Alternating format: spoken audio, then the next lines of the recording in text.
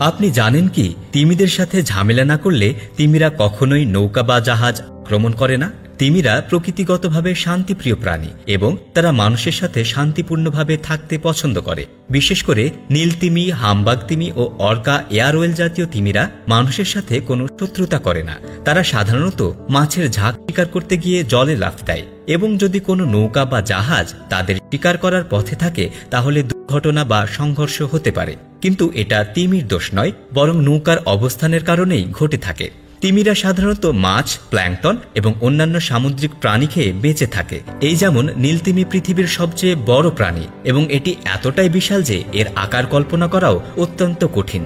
একটি পূর্ণবয়স্ক নীলতিমির দৈর্ঘ্য ৩০ মিটার বা ৯৮ ফুট পর্যন্ত হতে পারে এবং এর ওজন প্রায় ২০০ টন বা ৪,৪০,০০০ পাউন্ড পর্যন্ত হয়। এই বিশাল আকারের কারণেই নীলতিমি শুধু বর্তমান সময়ে নয়, পৃথিবীর ইতিহাসে এখন পর্যন্ত যত প্রাণীর অস্তিত্ব জানা গেছে তার মধ্যে সবচেয়ে বড়।